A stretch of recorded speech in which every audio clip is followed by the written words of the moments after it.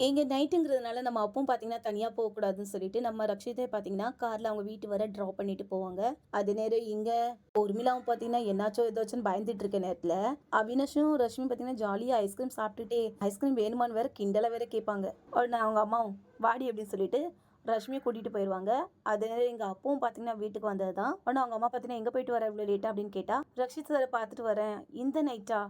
அப்படின்னு கேட்டதான் எதுவுமே சொல்லிக்காம உள்ள போயிருவாங்க. அவங்க அம்மா பார்த்தீங்கன்னா அவங்க கிட்ட பேச்சு கொடுத்துக்கிட்டு இருக்கேன்.